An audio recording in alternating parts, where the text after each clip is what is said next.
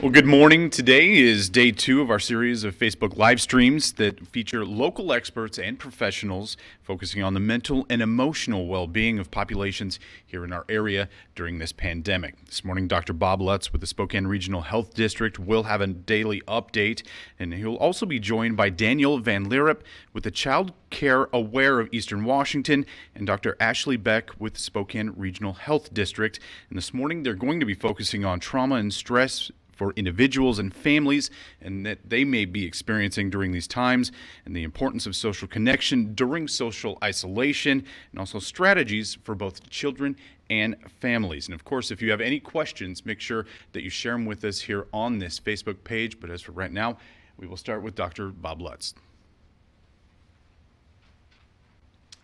Well, good morning. For your daily update, today I have the unfortunate ability to tell you that we've had 181 cases diagnosed here in Spokane County. Unfortunately, 5 people have died of COVID-19. We've had 30 individuals who have been hospitalized for this illness over the course of the last few weeks.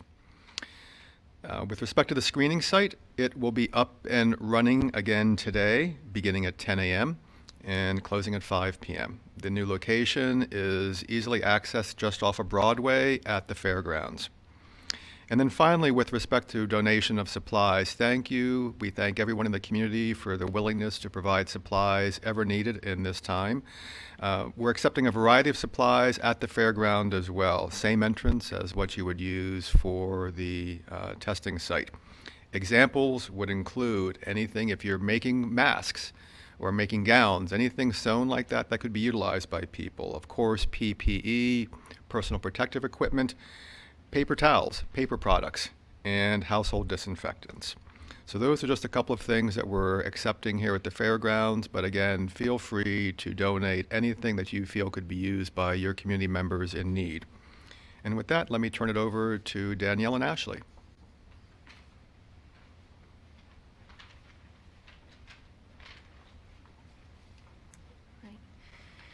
Hi, I'm Dr. Ashley Beck. I'm the Associate Director of Community Health at Spokane Regional Health District.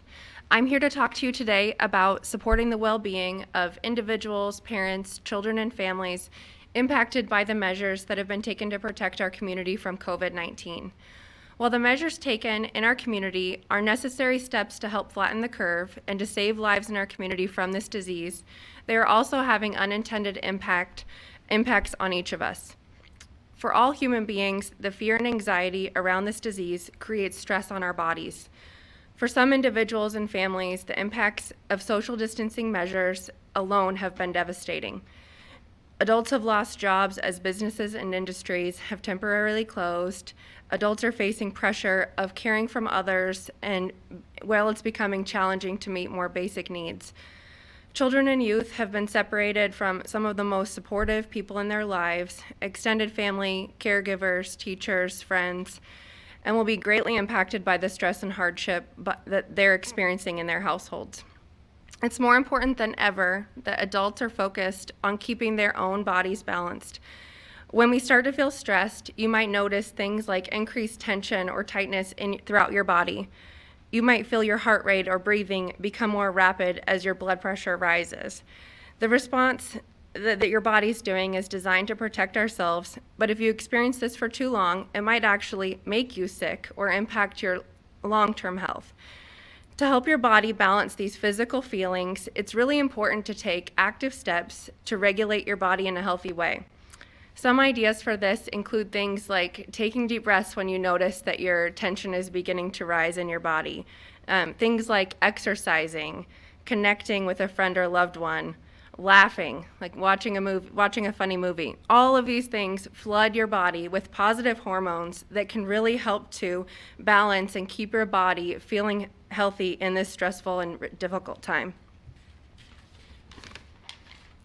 With social distancing comes a concern of social isolation. We need you to stay separated from those outside of your household, but not to feel alone, which can make experiencing the things that you're experiencing much more harmful if you're feeling alone. People are coming up with creative ways to connect with family, friends, Some have used things like technology, video, and phone to connect. I've seen people writing notes on posters and going through glass to show their communication when that technology is not an option, or just to go the added distance. It's critical that we continue to come together with others to build our resilience and to do things to connect with those inside our household and outside of our households. To check in on our family, friends, and neighbors, and to support each other while maintaining this social distance.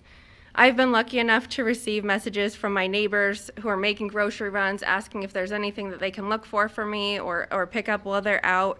I've had friends checking in. I've had my young children just had their first FaceTime with their good friends and kind of a video chat.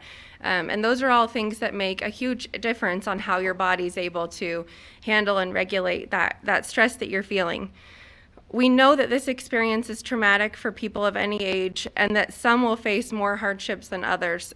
There are concrete resources available, like food and meals, to support you. But please remember that this is temporary, and focus on taking the steps to care for more than just your physical health, but to really pay attention to how you're handling that stress and keep yourself feeling well. Thank you.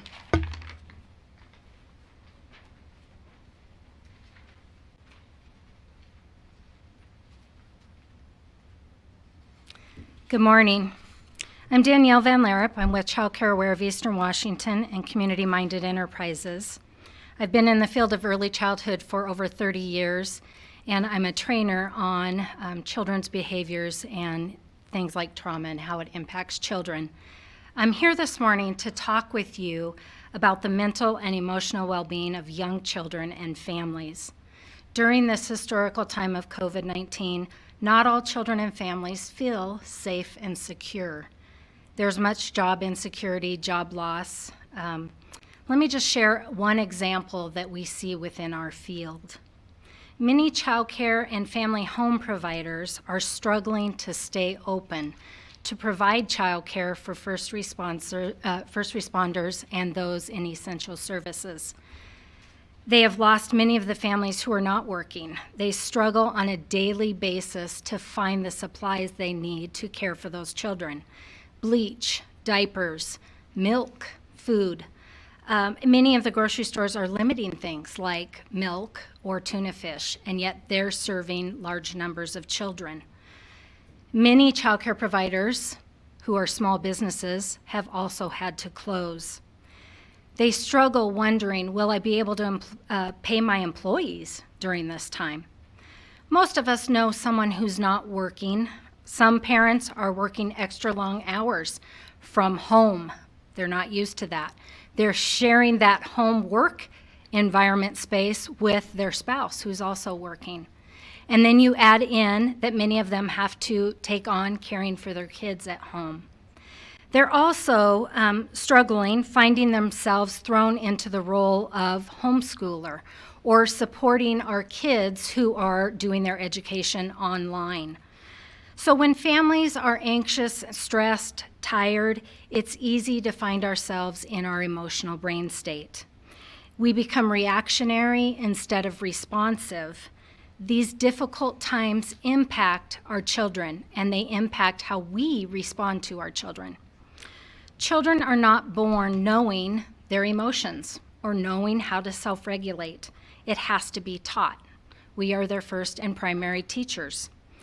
We can't help kids regulate if we're not first regulated ourselves. That's why when we get on an airplane, they talk to us about putting on the oxygen mask first. So what is our oxygen mask in times like these? How do we help children and families? Our organization and myself are working with many organizations here in Spokane County, Spokane Regional Health District, New ESD 101, and community colleges of Spokane to mentor and train educators and families in conscious discipline. Conscious discipline is a trauma-informed, evidence-based, social emotional framework that teaches self-regulation. So self-regulation is our ability to manage our emotional upset during difficult times like this. It's our ability to manage our behaviors. So briefly, I want to share some resources through Conscious Discipline and our community that can help children and families during this difficult time. First, Conscious Discipline has a book that you can purchase. It's called Managing Emotional Mayhem. It is the 5 steps to self-regulation. As a parent, as an educator, I can tell you it's been life-changing. I bought it for my daughter for Christmas. She's having the time to read it now. In Conscious Discipline, we too, like Ashley talked about, we talk about the importance of breathing. We go about our day-to-day activities. We're often rushed. We do shallow breathing. We need to really teach deep belly breathing. For children, we teach that through smell a flower, blow a pinwheel. So smell a flower for 5 minutes and exhale for 6 seconds. At home, you might not have a pinwheel, but you can use a simple birthday candle. Remember that we are a mirror for our children. What emotions we're experiencing, we mirror that to them, and they often pick up on that. In the same way, we can teach deep breathing by mirroring our breathing. Get in front of your children and mirror taking in 3 deep breaths. During this difficult time, I highly recommend that you take each family's emotional temperature, whether it's first of the day, end of the day, sitting around the dinner table at night. You might want to ask your family members, what is your emotional clacker telling you? So our emotional clacker we talk about, is it going really fast? Or is it more regulated, kind of like a heartbeat? What is your brain state? Be willing to share that with your kids when you find yourself in your emotional state. Be willing to say, I made a mistake. What am I feeling? Help your children determine what they're feeling, what emotion they're experiencing. In Conscious Discipline for younger kids, we use emotional buddies. Older kids don't like these emotional buddies so much, but you can use emojis, which they're all familiar with on their cell phones. Use things like graffiti, things that is more age appropriate to them. Other free resources that you'll find on Conscious Discipline right now in response to COVID, they're offering a 3-part series on trauma and its effects. You can download items that are free for educators and families, such as books, Bug Crazy Mad, helping kids to know what to do with their feelings and emotions. Feeling charts, books and songs for loving family rituals. I use Conscious Discipline with my 2-year-old granddaughter, and recently at my house, she announced, Glamma is anxious. It kind of caught me off guard. I had to pause. And then I laughed and I chuckled and I said, yep, I am. I'm in my emotional state. Can you help me breathe, Hayden? Those are the kind of experiences we're having in our home. I'm learning right along with you. It made me laugh, and right now we need laughter. I want to encourage you to consider doing 4 other things to help your children and families. First, consider watching a TED Talk or a YouTube video on growth mindset or compassion fatigue. There's even videos on growth mindset for children. 2, involve your children in doing something for others. Thank the helpers that are out there. Leave out a can of pop for your garbage man. Write a note of thanks to our amazing first responders. Purchase and drop off needed supplies like milk or diapers to a child care provider. Take yourself and your children outside daily. We need that vitamin D. We need the sunshine. We need that fresh air. Lastly, find the humor. Look for opportunities to experience fun. Slow down, pause. Create family routines and fun family rituals. In Conscious Discipline, we talk about the importance of relationship building. We teach a practice called greeting rituals. It's either no touch, small touch, or big touch. Right now, with social distancing, we have to do no touch greetings. So it's air high fives, it's practicing your princess wave, it's wishing others well. So pause, wish well, and remember, you're not in this alone. We're all in this together. Thanks. And if we'll have you sit there for a moment, we do have a couple of Okay. questions that we would like answered. Okay. To the microphone there, if you would. Sure. it's important, like you said, that families have fun and are able to have fun together, especially when we're talking about children, but also there are some questions about structure as well. How do you balance the structure of children who are now, a lot of them doing their schoolwork from home, but also making time for fun as well, like you were talking about? So in our community, there's lots of resources. If you go to your child's school website, they oftentimes have sample schedules, and I would recommend that you do something like that. Create a family schedule, create routines that makes it more consistent, that there's things that are predictable for children. There's resources out there. You can find many on Facebook. There's groups on Facebook that paint rocks with inspirational phrases and pictures. They hide them out in our community. Take a walk with your kids. If you're concerned about the crime in your community, get involved with Spokane Cops. I'm involved with their Paws on Patrol, so I take my 15-year-old foster son that I adopted and our dog out on a Paws Patrol, and we patrol our neighborhood. Look, there's groups on Facebook where they hide, I think it's called G-nodes, these little things that you hide, and you have little clues on your phone, and you can go out and help your kids find those. There's many ways, take hikes, but really, avoid isolation, avoid using this time to be hurried, rushed, pause, and, do those fun things. Have a movie night. We've been doing that at our family, once a week with my granddaughter. Just be together, practice relationship building. In conscious discipline, we say that connections on the outside create connections on the inside. And we all long to be connected, and it's important right now that we are. And speaking of connections, obviously, physical connections right now are fairly non-existent. How important is social media? How important is that connection, either through a voice call, either through that FaceTime with loved ones, with neighbors, with friends? How important is that connection right now, especially for those folks who right now are feeling isolated? So it is incredibly important, and I say it's also the blessing of this time. We now have the time to really learn how to use our electronics, social media, to have those connections. I can share in our office this last week, we actually used Zoom, and we did some games, right, and did some team building. So we actually experienced playing Pictionary and Scattergories through Zoom. Who knew?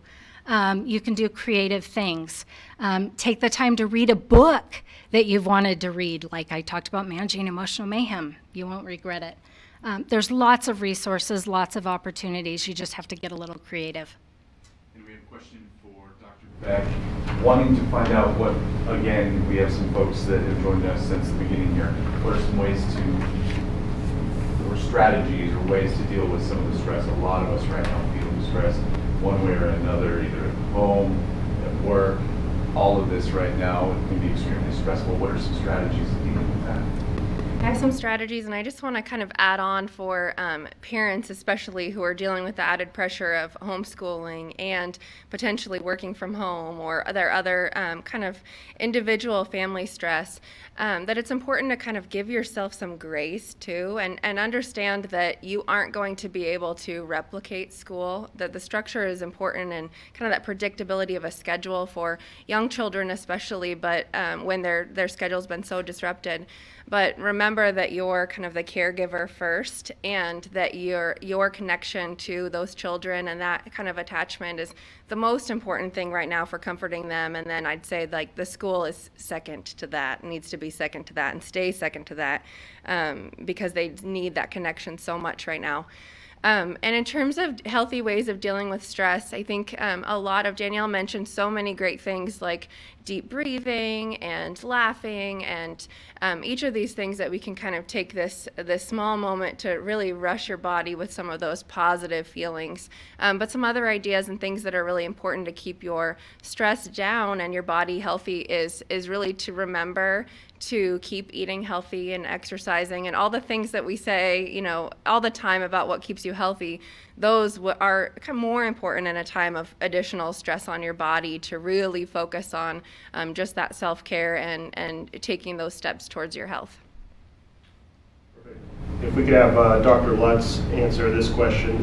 There's been a lot of focus in the media today about testing and where we're currently at with the supplies. Could you fill us in a little bit about the supplies that we have available at the testing sites at the fairgrounds and how that's going as far as quantity of supplies? Certainly. I was reassured with respect to the testing site that, as I mentioned earlier, it will be up and running at the fairgrounds at 10, from the hours of 10 till 5. And having talked with the lab director at Providence, I've been reassured that he has been able to obtain more testing materials, and he feels very comfortable that the supply he has now is good for the need, and he feels as if his supply chain is good for that. So again, I'm really reassured by my conversation with him that we're looking good at the fairgrounds for being able to test. Do you have a final message for folks watching today? My message, I think, over the last couple of days has been sort of just to reiterate what the governor has recommended and actually required of us, that it's stay home and stay healthy. I think, as you've heard, we're all in this together. We need to be working together. I think the messages that we heard from earlier from Danielle and Ashley are really key for us to be able to be socially connected when at times we find ourselves having to be socially distanced. So stay home, stay healthy, and save lives. Thank you, and we'll be seeing you tomorrow morning at 10. Thanks.